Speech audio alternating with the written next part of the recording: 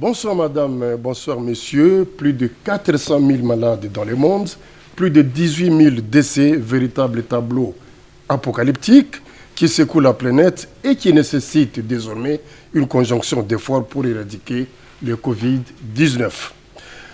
La pandémie aujourd'hui est donc devenue la première priorité qui nécessite du monde entier, qui nécessite donc que le monde entier puisse s'examiner pour regarder dans la même direction. Jean de La Fontaine, le célèbre fabuliste français du XVIIe siècle, n'avait-il pas vu la société animale de son époque autour d'une table pour chercher les origines et les remèdes face à la peste qui menaçait de décimer l'humanité à son époque donc. Cela doit donc nous interpeller tous aujourd'hui et il faudrait sortir des solutions nationales divergentes, cesser les égoïsmes nationaux pour harmoniser la riposte au niveau des sous-régions, des régions et même du continent entier. Et cela, c'est en favorisant ce qui convient donc d'appeler une solidarité efficace ou mieux une coopération en matière sanitaire. Alors, il en sera abondamment question dans cette émission. Dans la suite donc, avec un invité, Guillaume Pépé Manjolo, homme politique bien connu, puisque ministre d'État et ministre chargé de la coopération internationale et intégration régionale. Merci beaucoup, monsieur le ministre d'État, d'être des nôtres ce soir pour répondre à certaines questions sur le plan de la coopération internationale, puisque éradiquer cette maladie nécessite également, comme je venais de le dire, une conjonction, une conjonction désormais de toute la planète. Alors, la situation, monsieur le ministre, est très critique aujourd'hui. Point de besoin de les rappeler, il y a des mesures exceptionnelles et même draconiennes un peu partout dans le monde et toute la planète est en émoi. Le secrétaire général de l'ONU, d'ailleurs, vous vous souvenez, avait appelé à un cessez-le-feu mondial et immédiat pour se concentrer sur le véritable combat de la vie. Alors, est-ce que, à votre avis, le monde a déjà pris la mesure du danger qui nous guette ? Merci de l'opportunité parce que c'était capital, absolument capital, qu'on puisse en parler à la hauteur de la situation de la pandémie. Oui, le monde a pris conscience. C'est-à-dire aussi qu'il y a certaines populations sur la planète qui n'ont pas suffisamment pris conscience.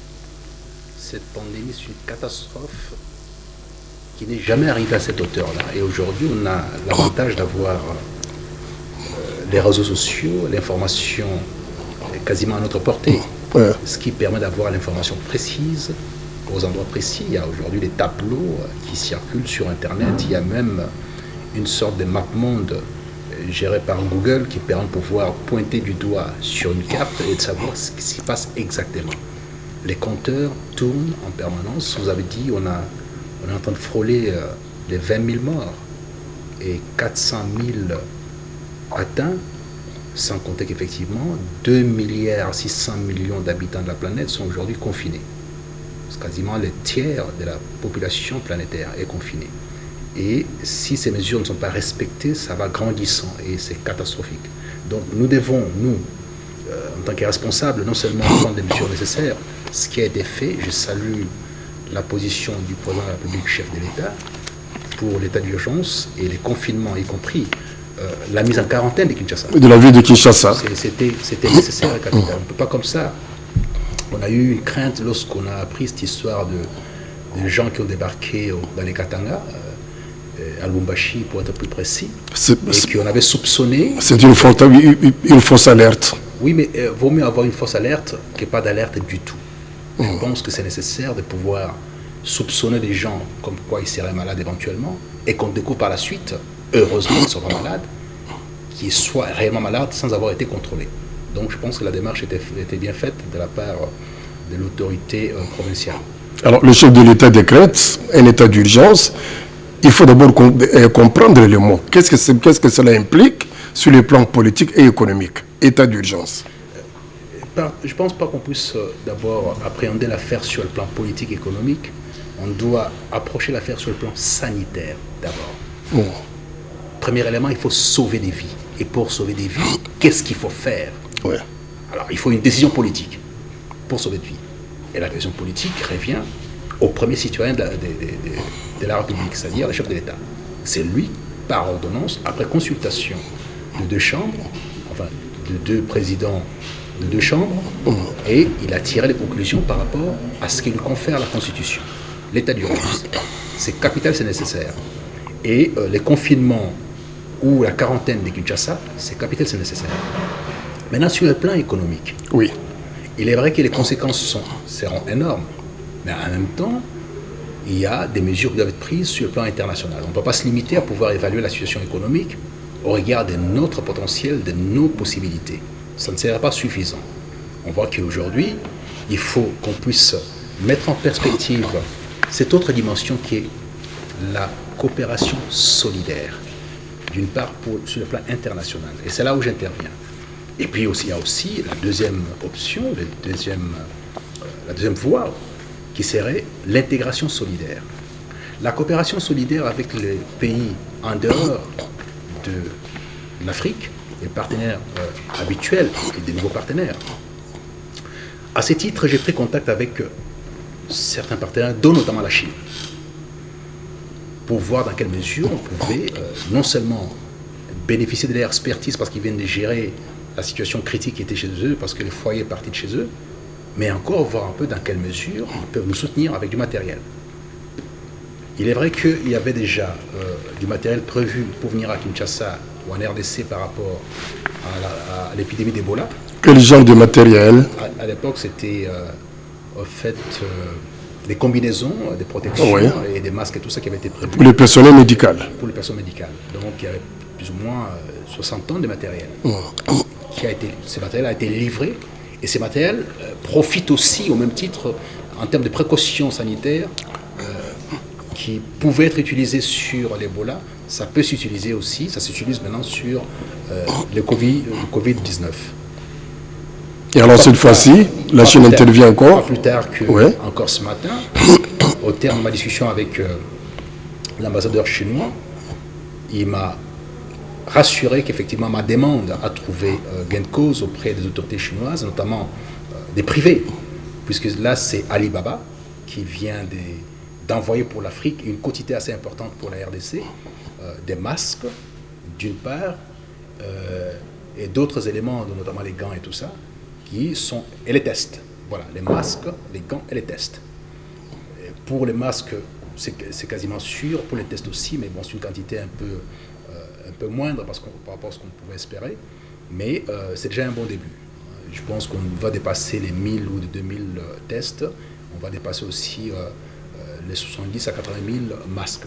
Donc merci infiniment au peuple chinois. C'est déjà arrivé à Kinshasa? Non, ça va arriver bientôt, c'est pas encore arrivé, ça va arriver bientôt, puisque bon, la déclaration ou la procédure vient d'être lancée parce que Alibaba avait déjà en stock ces matériels. Maintenant, il faut l'expédition. Il faut que ça arrive à Kinshasa. Et très bientôt, on aura ça. Vous n'avez pas posé le problème en termes de médicaments. On parle beaucoup plus de la chloroquine aujourd'hui, qui serait peut-être en voie d'être testée avec des résultats positifs. Monsieur Kabamba, ça, je laisse ça aux experts par rapport à l'évaluation éventuelle clinique. Je ne vais pas m'aventurer là-dessus, c'est un peu trop facile. Aujourd'hui, on a des experts en tout, dans tout le domaine. Je préfère que ça soit réservé aux spécialistes. Monsieur Mouyembe est là avec ses équipes. S'il y a une position à prendre sur ces produits-là, il appartient à Monsieur Mouyembe et ses équipes et au ministère de la Santé. Monsieur Mouyembe, alors, dans le cadre de cette coopération avec la Chine, puisque la maladie est partie de là, il semble être avancé aujourd'hui, même si sur le terrain, il y a certains cas qui persistent, est-ce que vous n'avez pas posé le terme en termes d'assistance et qui viennent de traverser au fait... Mais ma note verbale qui a été adressée à la Chine. Bon, la Chine, on a eu l'avantage au fait de discuter avec eux, non seulement d'abord en off et obtenu ce que je viens d'obtenir là maintenant, voilà, qui est déjà garanti, mais en plus de ça, il y a une note verbale. Au terme de la discussion que j'ai pu avoir avec les collègues de la santé et les vice-ministres à l'économie qui m'ont envoyé des listes dont j'avais besoin, j'ai transmis toutes ces listes-là avec des besoins précis en termes d'assistance directe. Mais d'abord, il y a ces deux volets. Il y a les volets sanitaires, d'une part, qui est prépondérant et capital, qui arrive au premier niveau. Et puis il y a le volet sur les produits alimentaires de première nécessité.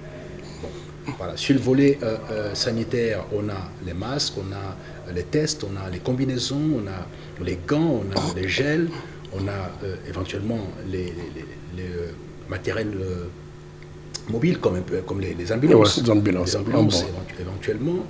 Et on a aussi l'assistance médicale directe, c'est-à-dire que du personnel qui peut intervenir dans ce domaine-là, qui a les compétences par rapport à ça, qui peut venir avec l'expertise réelle pour pouvoir nous apporter aussi un soutien par rapport à la situation. Et puis, il vient les volets alimentaires, où il y a les produits de première nécessité, comme la farine des fromages, maïs, la semoule, du lait, de la sardine, avec nos amis notamment de l'espace africain, comme le Maroc, qui est un grand producteur. Donc, j'ai sollicité auprès de tous les partenaires, aussi bien dans les cas d'intégration, quand je dis intégration, j'entends Afrique, la coopération interafricaine, j'appelle ça intégration, et quand je parle coopération internationale, c'est en dehors de l'Afrique. Et jusqu'à-là, il n'y a que la Chine qui a répondu favorablement. Mais il faut dire que la Chine, je me suis tourné vers la Chine pour deux raisons. Non seulement il fallait que je puisse quand même dire notre compassion par rapport à ce qui passait en Chine, on ne savait pas que ça allait arriver, mais en même temps en disant, si jamais ça nous est arrivé, puisque la Chine est déjà intervenue sur l'Ebola, et que la Chine ne nous oublie pas parce que la Chine a l'expertise, et la Chine c'est quand même un pays qui nous accompagne depuis très longtemps dans plusieurs projets. Là d'ailleurs, pour l'instant, nous avons un projet avec eux qu'ils ont financé entièrement à hauteur de 100 millions, c'est les centres culturels, ici juste en face du palais du peuple. Donc il y a beaucoup de problèmes qu'on a avec les Chinois. Bon, et puis les autres partenaires sont là aussi, mais simplement j'avais commencé avec la Chine pour les raisons que je viens d'évoquer. Alors, dans les cadres de qu'est-ce que je propose là aujourd'hui auprès des partenaires, c'est j'insiste sur la coopération solidaire, dans la mesure où la RDC reste, quoi qu'on dise, les réceptacles des matières premières de la planète. C'est le moment de marquer la différence entre ceux qui ont et ceux qui n'ont pas. Or, nous avons un potentiel qui peut permettre la survie de la planète. Et quelque part, si on regarde bien les choses avec un peu plus de munitie, on constatera une chose. C'est que si aujourd'hui le monde est relié, le net nous permet d'accéder à tout, d'être en contact, c'est notamment aussi par rapport aux matières premières de la RDC. C'est ces fameux cobalt, ces coltan, ces lithium et tout ça qui permettent qu'on puisse avoir ces outils qui aujourd'hui relient le monde entier. Donc notre place ou notre vocation à mettre à la disposition de la planète ces matériaux doit être considérée aujourd'hui. Donc on doit bénéficier d'une solidarité particulière à ces titres-là. Oui, à ces propos-là, monsieur le ministre d'État, mais le problème est mondial, il est global. Est-ce que vous ne trouvez pas qu'il faudrait également des solutions globales? Je le disais tout à l'heure, ne fût-ce qu'au niveau de la sous-région Afrique ici. Oui, mais je suis parti sur deux volets. Oui. Les premiers volets sur puis maintenant, on a la RDC qui a sa politique, on a le Rwanda, on a l'Ouganda, mais finalement... Non, attendez. Qu'on ne puisse pas confondre, M. Kabamba. Chaque pays a sa politique sanitaire. Oui. Donc, dès que vous faites face à ce type de situation, vous devez déclencher les procédures pour affronter ce que vous considérez comme étant les mal absolus. Ici, les mal absolus, c'est les Covid-19. Donc, chaque pays a sa politique sanitaire. Oui, mais nous sommes dans une situation exceptionnelle. Oui, mais tout à fait. D'abord, le premier élément, c'est d'abord soi-même. C'est pour ça qu'on voit qu'au niveau européen, il y a eu une faillite au niveau de l'Italie, parce que les réseaux sanitaires n'étaient pas forcément à la hauteur et les soutiens commencent à venir un peu plus tard. Dans un premier temps, d'abord, comptez sur vos propres forces. Ce que vous avez comme dispositif sanitaire, d'une part, et les mesures que vous prenez immédiatement pour rencontrer ces préoccupations-là. Donc, les failles ou les faillites de votre système doivent être résorbées assez rapidement par les mesures urgentes à prendre. Ce qui s'est passé chez nous, c'est ça. C'est-à-dire que quand vous regardez très bien la réaction qui a été celle du gouvernement au terme des orientations du chef de l'État, c'est une réaction rapide, très rapide. Pour un pays dont les réseaux sanitaires est très fragile et faible, on aurait pu avoir des catastrophes si on n'avait pas tiré la sonnette d'alarme dès les premiers instants. Dès les premiers cas, il y a eu une réaction immédiate. C'est-à-dire, et il m'en souvient encore de la position du chef de l'État au cours de ses conseils des ministres, il était dans tous ces États. Parce qu'il est vrai que, quelque part, nous avons appréhendé le gouvernement, dans son approche médicale, avait peut-être des faiblesses en termes de communication. Et ça froissait et frustrait les chefs d'État parce que ça poussait à la psychose au niveau de la population. Il fallait absolument rencontrer cette préoccupation immédiatement et modifier. Nous ne voilons pas la face, jusqu'aujourd'hui, il y a encore des défaillances en termes de communication, puisqu'il faudrait mettre en place une communication, une vraie communication des crises. Mais nous avons l'impression qu'on n'en est pas encore là. Je n'irai pas dans ce sens-là. Il est vrai que la communication des crises, ce n'est pas une chose facile non plus. Vous savez, il faut être outillé pour la communication des crises. Mais en même temps, il me semble qu'aujourd'hui, avec la structuration de la gestion de la situation avec des personnalités qui sont connues comme Muyembe aujourd'hui, on sait au moins que la parole que Muyembe dirait correspond à ce qu'il faut faire ou ne pas faire, à la vérité de la situation sur le terrain et aux mécanismes applicables à la situation. C'est déjà ça. Bon, maintenant, si on veut la communication à tout va, très bien, chacun viendra passer pour dire... Donc, je pense qu'on doit se partager les tâches. Moi, ici, je dois communiquer pour dire, voilà, il y a un problème très sérieux. J'appelle l'attention particulière des partenaires au développement, c'est-à-dire les partenaires habituels au niveau international. C'est les volets dont je parlais, les premiers volets. Ouais. Et puis, j'appelle aussi l'attention des CER, des communautés économiques régionales par rapport à l'intégration solidaire. Qu'est-ce qu'on fait? Puisque j'ai demandé individuellement, partenaire par partenaire, j'ai saisi individuellement. Maintenant, j'ai saisi aussi, en partie individuellement, les États africains, dans le cadre de cette solidarité intégrée, et j'ai saisi aussi les CER, en commençant par la grande CER qui est l'Union africaine. J'ai saisi la commission de l'Union pour solliciter que dans la distribution de ce qu'on aura de nos partenaires avec lesquels on travaille sur le plan global, c'est-à-dire que très souvent on travaille avec la Chine, Chine-Afrique, Japon-Afrique, dans le cadre notamment de la TICAD, Inde-Afrique, France-Afrique, Japon-Afrique et tout ça. Ouais. Toutes ces choses-là, il faut voir maintenant comment est-ce qu'on dispatche ça, on partage sur les pays, surtout ceux qui ont les réseaux sanitaires fragiles. Il faut tenir compte de ça. Donc j'ai dévancé pour expliquer ça à la Commission. J'ai saisi la Commission dans ce sens-là. J'ai saisi la SADC aussi dans le même sens. Le secrétariat exécutif de la SADC a été saisi par mes soins pour expliquer que dans le cadre de l'Afrique australe, il faut tenir compte du poids de la RDC, de la place de la RDC pour le rayonnement de l'Afrique australe et aussi, comme toujours, réceptacle de matières premières de la zone. Et voir la population la plus importante qu'on a ici, en Afrique australe, c'est d'abord la RDC. Il faut tenir compte de ça. Alors, il devrait être urgent, monsieur le ministre, de pouvoir actionner l'action dans ce sens-là, puisque les populations sont en mouvement constamment. Un problème est résolu ici en RDC, et qu'au Rwanda ou bien en Ouganda ou encore en Centrafrique, il y a encore des problèmes, mais on n'aura rien fait. Est-ce que les pays voisins surtout n'auraient pas avantage à répondre immédiatement et efficacement à votre appel pour mettre en place une politique commune? Vous savez, on a eu la réunion de la SADC la semaine passée. C'était les mercredis, la réunion ministérielle, qui était prévue normalement pour se tenir 17, 18, me semble-t-il, qui était prévue pour se tenir à Dar es Salaam. On a fait ça par vidéoconférence. Ouais. Et les points les plus essentiels à l'ordre du jour, c'était la gestion à la fois sanitaire du Covid-19 et les conséquences économiques.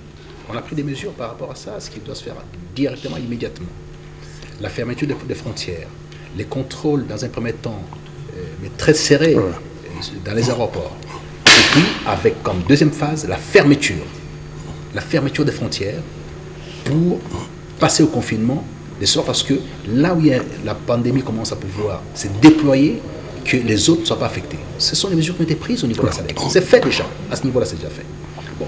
Au niveau de la CEAC, j'ai vu qu'un certain nombre de pays ont pris des mesures, puisqu'on n'est pas avec les Rwandais dans la SADC, ni les Burundi, mais nous sommes avec l'Angola dans la SADC, nous sommes avec la Zambie dans la SADC, la Tanzanie pour les frontières du Sud, et tous ces pays-là sont déjà dans ces mesures-là.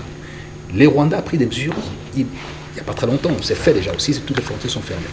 Bon, les autres pays qui sont autour de nous sont en train de faire la même chose. Ici, aujourd'hui, les beaches sont fermés, on ne peut plus traverser, donc les mesures sont prises. Donc, ce qui fait que la mobilité des personnes est complètement limitée. Maintenant, au-delà de ça, chaque pays individuellement a ses réactions immédiates par rapport à la situation. En ce qui concerne la RDC, la première mesure la plus importante qu'on vient d'avoir aujourd'hui, c'est la mise en quarantaine de Kinshasa. Félicitations, Excellence, Monsieur le Président de la République, chef de l'État. Parce que Kinshasa allait polluer les restes des provinces. Donc il aura fallu faire ça. Et puis quand on voit dans notre ville extraordinaire, mais en même temps, où il y a une quotité d'indisciplinés qui n'écoutent pas, où chacun chante sa partition, qui dit voilà, moi j'estime que cette histoire-là n'existait pas, pour moi ça ne va pas me toucher, ainsi de suite. Oui, jusqu'à aujourd'hui, il y a trop de résistance. Oui, mais il y a encore des résistances parce que les gens ne comprennent pas. Je pense qu'il faut passer peut-être de manière forte à un moment donné. Il s'agit de la vie de nous tous. D'où l'importance, j'ai posé la question tout à l'heure, d'une politique de communication de crise. Oui, mais je dis, c'est ça le problème. Les mesures qui sont proposées ou qui sont imposées, c'est déjà ça la communication aussi. Ces mesures-là, on les fait sur des chaînes de télévision. Peut-être pas, c'est pas encore suffisant, il faut encore faire un peu plus. J'ai vu que votre télévision, la télévision nationale, commence aussi à s'y mettre parce que vous avez eu du retard. Parce que bon, globalement, dans les pays sérieux, c'est la télévision nationale qui monte au créneau, qui fait tout ça en permanence, qui fait passer les experts en boucle. Là aussi, c'est une politique qui vous concerne directement en tant que média de l'État. Donc, tout le monde vous regarde, tout le monde attend que vous donniez quand même là par rapport à ça. Qu'on sorte un peu du folklore habituel, des gens qui viennent s'amuser, qu'on dise maintenant cette période ici, c'est la période cruciale, il faut que chacun puisse mettre du sien. Et vous, comme média national, il vous appartient de prendre des dispositions pour faire en sorte qu'à chaque heure, ou toutes les 20 minutes, qu'on ait un expert qui passe, qui donne un avis. Nous avons déjà commencé, heureusement. Vous avez commencé, mais bon, avec du retard. Parce que bon, je vous regarde, quand je compare avec vos collègues ou vos homologues d'autres pays, mais c'est en boucle. Vous avez les informations, ils commencent à 20h sur France 2. Ils commencent presque à 20h, moins 2 ou moins 3 ou moins 5. Vous commencez à 20h15. C'est déjà un problème. Ah non, ça arrive rarement, ça. Ah non, bon, c'est une réalité. C'est-à-dire que vous avez comme ça presque 1 heure de temps. Non, justement, on a des contraintes parfois, et parfois ce sont des contraintes techniques, oui, et tout ça qui ça arrive.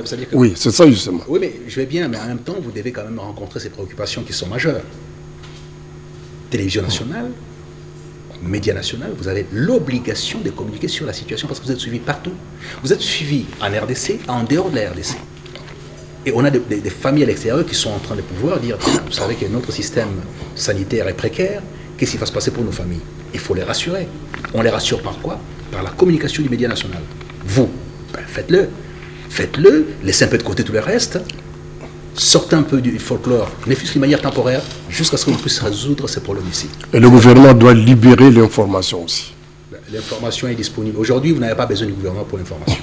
Aujourd'hui, vous avez un secrétariat technique piloté par les meilleurs experts qu'on ait jamais eus, les professeurs Bouyembe. Il est accessible à tout moment, vous pouvez appeler, passer, avoir l'information. Il faut aller à la source.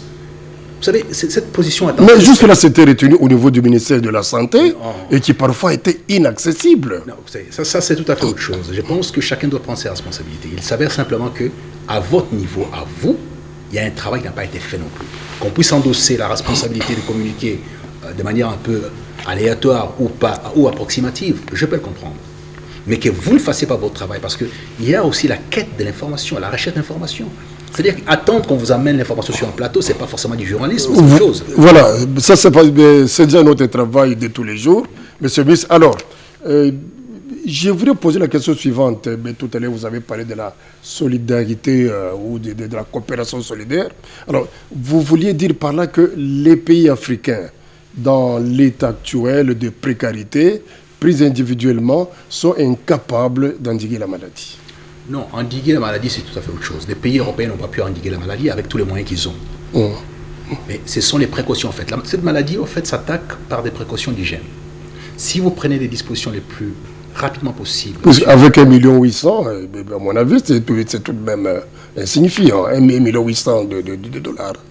Oui, mais non, ça, c'est une tranche des débuts. On n'a pas dit qu'on s'arrêtait là. C'est-à-dire que la première tranche des débuts qui avait été libérée lorsqu'on a eu les premiers cas, s'il vous plaît, qu'on ne puisse pas être aussi dans cette faillite spirituelle en permanence. Non. Dès qu'on a déclaré, il fallait débloquer les moyens. On a débloqué d'abord une enveloppe de 1,8 million sur une enveloppe de plus ou moins 3,5 millions qui était prévue. Et puis après, on a suivi avec les décaissements. Ça continue, ça ne s'est pas arrêté. Bon. Mais la question n'est pas à ce niveau-là. La question est ailleurs. La question au niveau de procédures à prendre assez rapidement.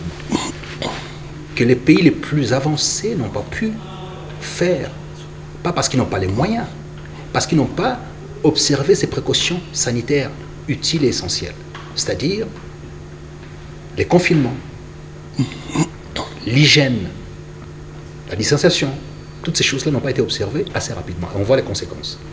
Et il ne suffit pas d'avoir les moyens ou les réseaux sanitaires aboutis pour pouvoir rencontrer les préoccupations du Covid-19, mais il faut qu'en amont, vous ayez mis en place les mécanismes sanitaires, de l'hygiène, tout bêtement. Et ça, c'est capital. Donc, la Chine a perdu combien de personnes en peu de temps? L'Italie. Aujourd'hui, c'est l'Espagne qui mène la danse carrément. Mais la RDC, on est à combien aujourd'hui? 2 morts officiels. On a une 50aine de personnes atteintes. Si les gens observent scrupuleusement les mesures d'hygiène, je pense que ça sera déjà un pas le plus important qu'on puisse avoir. Mais ça ne suffit pas parce que ces mesures d'hygiène doivent être accompagnées de certains outils. C'est notamment ces gels dont on a besoin pour pouvoir se déplacer, se passer sur les mains avant de pouvoir toucher à quoi que ce soit. Ben, il en faut puisqu'on n'en a pas assez. C'est ces masques pour ceux qui sont déjà atteints pour pouvoir contaminer les autres. On n'en a pas. C'est ces tests pour vérifier que si la personne a la température, c'est ça ou c'est pas ça. On n'en a pas assez. Donc là maintenant, c'est là où il y a l'intervention capitale de la solidarité internationale ou de la coopération solidaire, les concepts qui me paraissent aujourd'hui consacrés, que je consacre aujourd'hui à cet effet-là, en tant que ministre de la coopération internationale, sur ces points-là, dans ce département-là, j'appelle l'attention de tous les partenaires au développement pour leur dire, l'heure est arrivée.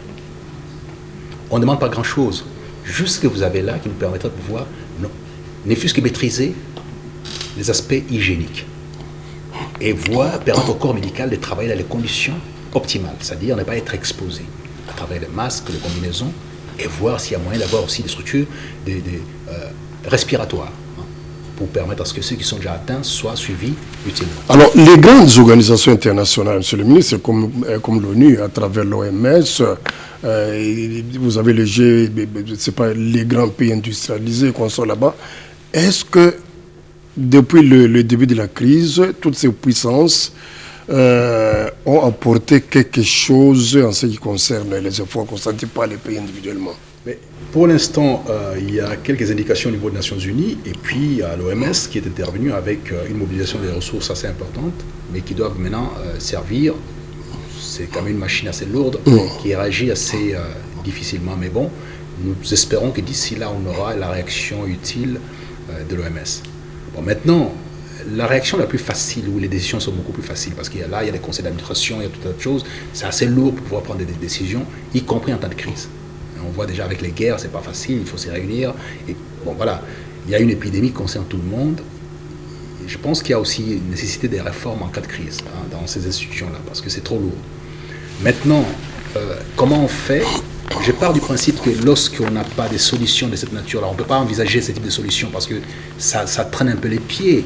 Il faut aller vers les solutions immédiates. Ce sont notamment les one-to-one, c'est-à-dire que la bilatérale avec certains pays. Et la bilatérale aujourd'hui, je vais vous donner faire une démonstration par rapport à la Chine que j'ai contactée et j'ai obtenue. J'espère bien que les autres suivront parce que je serai obligé, comme j'avais déjà prévu, de faire un peu les états-lieux de la coopération à la fin de l'année. Je peux déjà commencer à faire les états-lieux de la coopération maintenant, en disant que en temps de crise, déjà, il y a un élément qui me vient à l'esprit, c'est la crise d'Ebola. Ouais. On était seuls. On s'est retrouvés seuls. Plusieurs fois d'ailleurs. Voyez-vous, le monde nous a tourné les dos. On a eu quelques apports du Japon et de la Chine, bien entendu, et de manière tout à fait subliminale de certains pays, mais rien de conséquent. Rien de conséquent.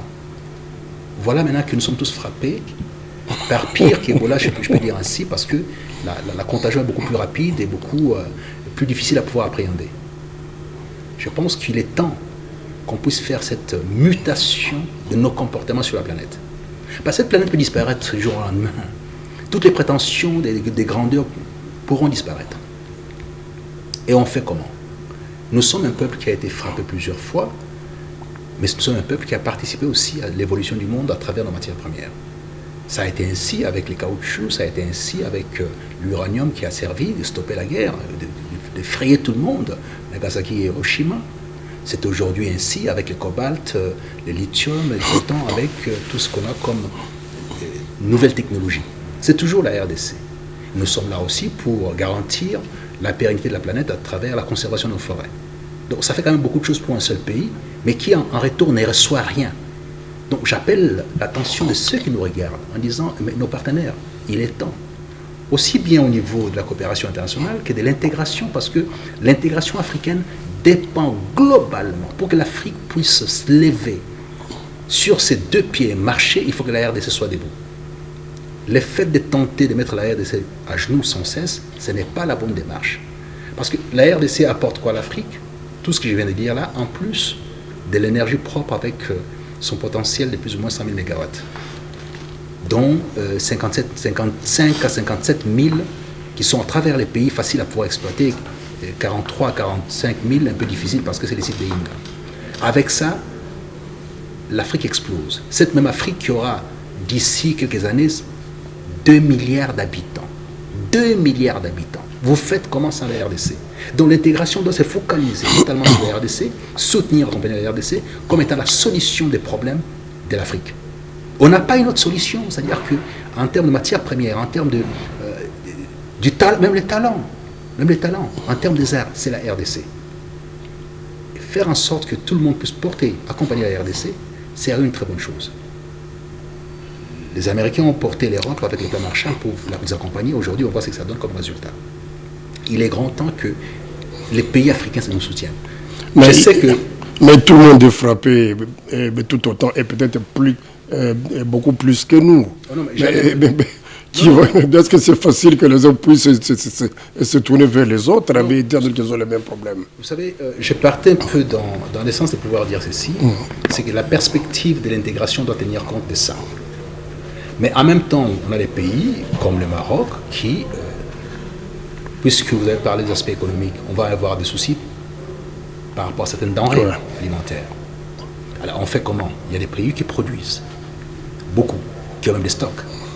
Vous avez le Maroc avec les conserves. Vous avez l'Afrique du Sud. Vous avez le Nigeria. Vous avez l'Égypte. Vous avez l'Algérie.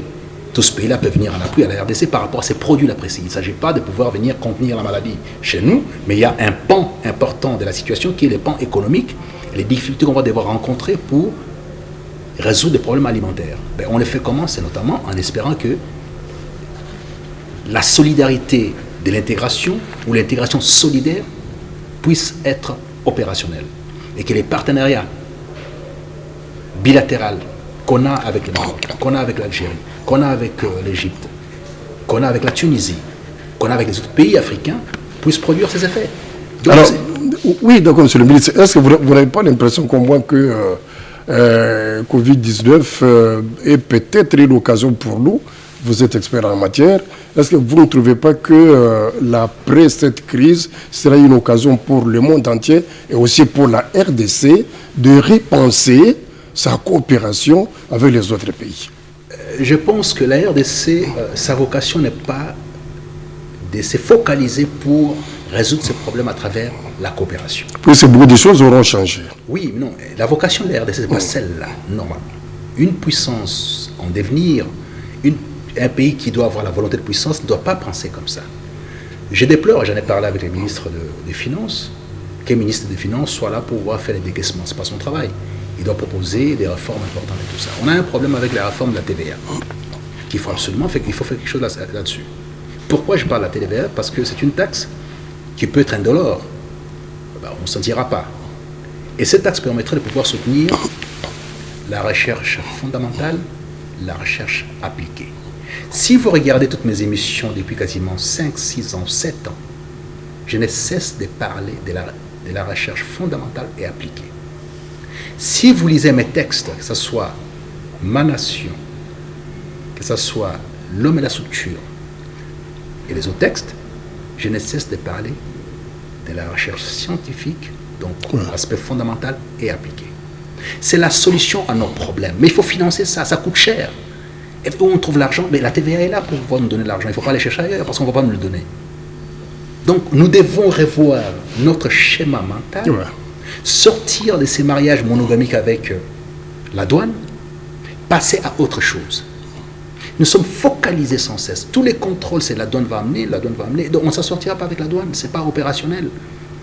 Les nouvelles solutions, les solutions que les autres ont déjà employées, parce que bon, on n'invente pas la roue. Les pays comme le Japon fonctionnent avec le TVA. Ils n'ont pas de minerais, ils n'ont rien du tout. Et surtout, ne pas trop dépendre de l'extérieur. Mais oui, mais c'est complètement ça. Vous ne pouvez pas avoir autant de matières premières et vivre sur le fondement du troc. On fait du troc depuis la nuit des temps. Et vous avez des économistes qui vont vous expliquer la croissance. Mais oui, tout ça tient sur quelle base? La base sur laquelle nous travaillons, c'est les prix des matières premières à l'extérieur qui n'est pas fixé par nous. Mais si nous produisons sur l'intérieur, on compte transforme. Mais pour produire et transformer, il faut avoir de l'intelligence. Il faut en fait cette capacité d'injecter l'intelligence dans chaque produit. Et ça ne se fait qu'avec la science et pas avec autre chose. Cette science-là, qui doit être au sein des institutions universitaires, financée par l'État en partie, et les privés viennent intervenir là-dessus aussi. C'est capital. Donc, cette pandémie doit nous permettre, nous, de faire la révolution scientifique en RDC. Passer à autre chose. Sortir du larmoiement habituel de demander, on va nous donner. Je suis très mal à l'aise, mais en même temps, la Terre nous doit. La planète nous doit. Donc, je suis à la fois légitime à pouvoir solliciter cet accompagnement parce que si aujourd'hui on a des solutions sur le plan planétaire, c'est parce que ce sont les matières premières de la RDC à vil prix qui servent de tous ces potentiels, notamment avec les GAFA, Google, Apple, Facebook, Amazon. Ils ne vivent que donc leur structuration, leurs outils de communication sont tirés des matières premières qui viennent de la RDC. Et par conséquent, nous avons aussi droit à nous asseoir à table, à solliciter qu'on puisse nous rendre, mais fût-ce qu'un petit rien. Alors aujourd'hui, avec le confinement, avec la fermeture des frontières, mis à part, par exemple, la coopération en matière de santé à cause de la maladie qui frappe le monde entier aujourd'hui, est-ce que vous avez l'impression que les autres secteurs de la coopération se sont arrêtés? Alors, de toute façon, tout s'arrête dans la mesure où la coopération, ce sont les échanges. Oui. Ce sont les échanges. Les confinements empêchent... Est-ce que tout est arrêté? Non, tout n'est pas arrêté parce que tout ne sera pas arrêté dans un premier temps. Il y a encore des stocks, ici et là. Il y a encore un commerce qui existe. C'est de très faibles quantités. Très faibles quantités. Mais le problème, c'est quoi? C'est que les personnels qu'on utilise dans les usines à travers le monde pour travailler est confiné aussi, donc ils ne travaillent pas. Ce qui fait qu'au fur et à mesure qu'on avance, il y a une sorte de faillite dans les entreprises parce qu'ils peuvent pas produire, il n'y a pas du personnel pour produire. Donc, ça pose déjà un problème à ce niveau-là. Alors, qu'est-ce qui est demandé? Qui serait recommandé? Que chaque pays aussi puisse voir comment il peut s'autosuffire parallèlement à ce qu'on peut demander ici et là. Donc, il appartient au ministère de l'économie, au ministère de l'agriculture, pêche, élevage, de voir quels sont les mécanismes internes à mettre en application assez rapidement pour pouvoir subvenir à certains besoins. Et tous les pays sont en train de faire ça pour l'instant. Disons, mais c'est qu'au-delà des 30 jours, après, si jamais l'état d'urgence, nous risquons de tomber dans une situation difficile sur le plan économique. Ben oui et non. Pourquoi? Parce que, vous savez, si on regarde la RDC, parce que vous avez une vision très quinoise des choses. Vous voyez la RDC à travers la lunette Kinshasa. La RDC n'est pas Kinshasa. Vous savez que sur les 85 ou 100 millions d'habitants de la RDC, la majorité est en province. Cette majorité ne vit pas forcément des produits finis. C'est nourri tous les jours avec les fruits de leurs champs, de leurs activités de pêche et autres, tout ça, et d'élevage. C'est une réalité qui est la nôtre. Mais bon, l'asphyxie, c'est au niveau des centres urbains. La dépendance des centres urbains, c'est ça. Et comme on aura la porte du Congo central fermée, mais bon, les matières premières, les produits peuvent passer, mais les personnes ne passent pas, je pense qu'on pourra encore, d'une manière ou d'une autre, être approvisionné. si on se remet de manière tout à fait bio à la consommation de nos produits, je pense aussi que ça pourra booster, on peut prendre de nouvelles habitudes, ça va booster aussi nos produits, leur production et leur mise sur le marché. À nous d'exploiter aussi. Vous savez, quand un mal arrive comme celui-là, il faut être comme les Congolais pendant toute la période qui est la leur, de toutes les souffrances, aussi bien avec les mains coupées qu'avec la connotation très très dure. Les Congolais ont eu ça comme avantage, alors que ils étaient broyés, complètement broyés, n'est jamais comme Job, n'est jamais blasphémé, alors que leur corps était broyé, mais de leur cœur, jamais ils ont blasphémé l'Éternel. Et cette capacité-là, on doit devoir la concevoir encore aujourd'hui et l'appliquer encore aujourd'hui. Que ces mal qui nous arrivent nous impose de rester dans cette disposition de Job, dans la Bible, qui, bien que broyé par l'Éternel, son cœur ne l'a jamais blasphémé. Et par conséquent, il nous appartient, nous, de tirer conséquence de ça. Puisque le même Dieu qui vous broie sans cesse vous donne un potentiel illimité, vous en faites quoi? Voilà l'heure de trouver des solutions. Nous, au niveau du gouvernement, de proposer des réformes, au niveau de l'Assemblée, de proposer des règles applicables, mais qu'on se concentre un peu plus sur l'éducation, la formation, liée à la transformation des scolaires. Parce que ces types de situations peuvent arriver encore en pire. Vous savez, dans mon texte, Ma Nation, je disais, ce qu'on est en train de vivre maintenant n'est pas encore les derniers combats. Les pires est à venir. Il y a 13 ans, j'en parlais. Et les pires, je pense qu'on a parlé de ces livres. Les pires est à venir. Je vous ai vu, me semble-t-il, c'était en 2007 ou 2008 ou 2009, je parlais de tout ça. Et les pires qu'on voit ici n'est pas encore les pires. Nous y sommes déjà. Nous pouvons ici rencontrer les préoccupations de l'actualité si on est conscient de la situation, si on est réaliste, si on sort un peu de la culture qui est la nôtre aujourd'hui, qui est celle de pouvoir faire la promotion du mauvais goût. C'est-à-dire? Si vous regardez bien, tout ce qui est sérieux en RDC n'a pas vocation à plaire et n'attire pas la lumière. Comme? Si vous parlez pendant 1 heure du temps à la télévision des centres de recherche appliquée fondamentale, vous pensez que les gens vont suivre, ils vont zapper, n'est-ce pas? Aujourd'hui, on voit les conséquences. Si on les avait, on allait trouver tout de suite les moyens de faire des tests, de créer ces tests-là, de faire des masques, de faire tout ça assez rapidement. Parce qu'on a tout ce qu'il faut sur le terrain. Mais si je passe à la télévision pour parler que la femme de tel monsieur est sortie avec tel autre monsieur et que sa tête ne me revient pas pour telle raison, tel incarne la malfaisance la plus absolue, mais tout le monde est concentré sur moi pour regarder. C'est-à-dire, tout ce qui est dégoûtant a honneur chez nous. Tout ce qui fait la promotion d'une société est déshonoré chez nous. C'est la conséquence d'avoir accumulé plusieurs mauvaises choses depuis l'indépendance de ce pays.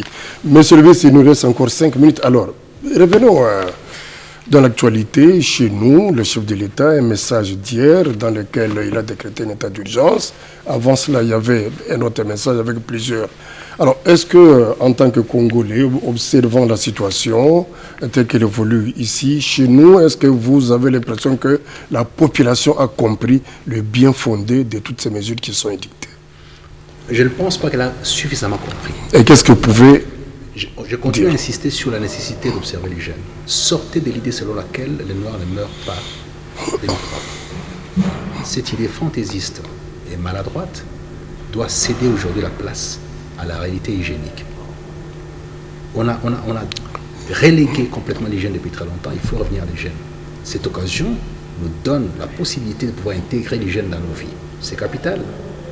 Parce que les pires des pires peuvent encore venir. Voyez-vous? Bon, maintenant, la situation telle qu'elle se présente aujourd'hui il recommande la conscience collective, la solidarité collective, et qu'on sorte un peu des attaques les uns contre les autres, comme par exemple ce qui s'est dit dans les médias par rapport à la communication, puisqu'on sait à peu près, chacun sait à peu près ce qu'il doit faire. Pourquoi ne pas le faire seulement et puis s'est concentré sur la communication, qu'elle soit bancale ou pas, mais au moins chacun est informé de ce qu'il doit faire. Qui n'est pas informé? Qui aujourd'hui n'est pas informé de ce qu'il doit faire? Tout le monde est quasiment informé de ce qu'il doit faire. C'est-à-dire, on n'est pas sorti de chez soi pour aller n'importe où. C'est-à-dire que garder la distance les uns les autres, se laver les mains sans cesse et observer la nécessité de ne pas pouvoir interagir avec ceux qui sont déjà malades. Toutes ces choses sont connues. Et les gens qui ont un certain âge sont les plus à protéger. Les gens qui ont des problèmes de cancer sont les plus à protéger. Les gens qui ont des problèmes respiratoires sont les plus à protéger. Toutes ces mesures, tout le monde les connaît. C'est quasiment un hymne permanent. Donc, si on sait ça, est-ce qu'on ne peut pas déjà commencer par l'appliquer? Peut-être que les conditions sociales ou la précarité sur le plan économique ne font pas que la population puisse suivre à la lettre ce qui doit être fait. Donc, sincèrement, question de... Prenez par exemple le transport. Bien qu'on ait dit qu'il faut 20 personnes par exemple, mais aujourd'hui, on voit quelque part les têtus s'entasser dans le taxi-bus pour sortir et aller en ville chercher de quoi manger. Je pense que prendre autant de risques pour manger un jour, alors qu'on peut différer son déplacement. Vous savez, les gens veulent aller toujours au même moment. On peut différer son déplacement d'1 heure ou de 2 heures. Question de pouvoir s'assurer qu'effectivement on va rester en vie. Nous avons suivi les mamans du Grand Marché par exemple. Et pour elles, cette mesure est malvenue. Et puis c'est bon, Bakangi, tout vivre en déni, ils sont tout quittés, des choses comme ça. Là. Mais vous savez, dans les décisions d'un responsable politique ou d'un homme d'État, il y a la raison majeure et la raison mineure. La raison majeure, c'est sauver les vies.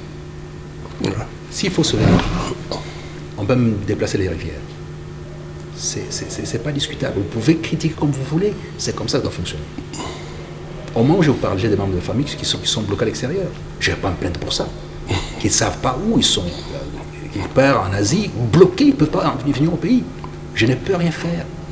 C'est salutaire pour la République. J'ai des familles qui devaient venir à Kinshasa, qui ne peuvent plus venir à Kinshasa. Et qui sont malades, qui doivent se faire soigner, ils ne peuvent plus venir. Vous ne venez pas. C'est salutaire pour la République. Donc chacun a ses préoccupations individuelles, mais il y a la préoccupation nationale, il y a une cause nationale. Apprenons à nous soumettre à la cause de tous. Apprenons aussi à conjuguer un grand nous et non un grand je. Moi, maman, à tel endroit, si je ne peux pas faire ceci. Oui, mais nous, peuple congolais, si nous décidons de pouvoir faire tout ça, sans pourtant respecter une ordonnance du chef de l'État, ça pose un problème. Un pays est constitué et confectionné sur base des règles. Il y a une règle salutaire sur le plan sanitaire qui a été décrétée. Nous devons nous soumettre. Mais, puisqu'on est en train de finir cette rencontre, cette discussion, je souhaiterais regarder dans les yeux nos partenaires pour dire, au plan international, je sais qu'on a tous des problèmes. Je sais que vous rencontrez des difficultés qui ne vous pas envisagées ou prévues. En même temps, ces maladies qui viennent globalement de chez vous nous arrivent. Parce que nous vivons dans un monde globalisé. Je vous ai saisi au nom de la République, par note verbale. Je souhaiterais sincèrement que vous preniez compte de cette saisine et que vous considérez que la RDC, c'est le pays des commencements des inventions et a mis à la disposition de la planète, depuis la conférence de Berlin, ses matières premières, les souffrances de ses enfants. Et aujourd'hui, bien que vous souffriez, vous avez un peu plus toujours que nous. Et ce qu'on demande, ce n'est pas grand-chose, c'est juste un accompagnement salutaire, cette coopération solidaire. C'est ce moment ici. Si ça vient maintenant, ça nous permettra de pouvoir résister, mieux nous organiser, mieux couvrir nos petits besoins sur le plan sanitaire et aussi sur le plan économique. C'est maintenant ou jamais. Puisqu'après, ça s'est rajouté des explications, on n'a pas pu, parce qu'il faut ceci, pour cela. Là, vous êtes saisis suffisamment tôt. Et pour l'instant, me semble-t-il, c'est la ville de Kinshasa qui est concernée au premier chef. Oui. Si jamais vos interventions perspectives, arriver maintenant, comme vient de faire la Chine, et que je salue, les peuples chinois, à travers Alibaba maintenant, confirmer d'avoir des masques, d'avoir du gel, d'avoir des tests qui nous permettent de savoir que tel ou tel autre est déjà touché pour préparer la riposte assez utilement. Si cette initiative chinoise ou cette démarche chinoise peut inspirer les uns les autres, d'ores déjà merci au nom de cette population qui a tellement souffert d'Ebola, de la guerre, de beaucoup de choses, et des pillages sur son sol, sans compter tous ces viols dont ont été victimes nos enfants et nos mamans. C'est une occasion extraordinaire. Ne venez pas pour pouvoir procéder aux enterrements, c'est pas ce qu'on entend. Voilà. C'est plutôt nous accompagner par rapport à la résistance nécessaire sur le plan sanitaire. Le message est bien passé. Je vous suis très reconnaissant, mais on a dit de vous que vous étiez touché, que vous étiez en quarantaine. Ça va mieux? Mais vous savez, je vous ai dit que ici, tout ce qui est dégoûtant est mis à la lumière. Et j'avais décidé qu'effectivement, vous savez, il y a des mécanismes en philosophie, parce que bon, je suis un peu là-dedans, qui veulent que lorsque vous me présentez une demi-vérité, il faut que je vous apporte la vérité globale. Parce que vous avez amené une demi-vérité. Mais lorsque vous amenez un mensonge complet, je suis appelé à ne pas réagir. C'est un peu la réaction de l'autorité morale du FCC, le sénateur à vie, Joseph Kabila Kabange. J'aime bien sa réaction. Quelqu'un qui a été insulté pendant 18 ans, 20 ans, jusqu'à aujourd'hui, on continue à le faire. Il ne répond pas.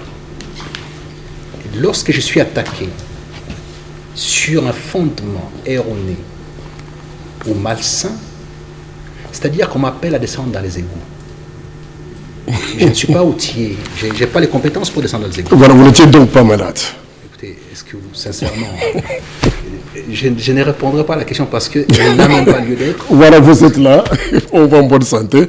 Merci beaucoup d'avoir accepté notre invitation. Mesdames et messieurs, c'est donc terminé. Nous allons vous retrouver demain et au fait tous les jours, puisque nous avons mis ici à l'RTNC un mécanisme pour vous présenter régulièrement des émissions d'information, de débat sur le Covid-19 qui est en train de décimer le monde aujourd'hui. Merci de nous avoir suivis et à très bientôt.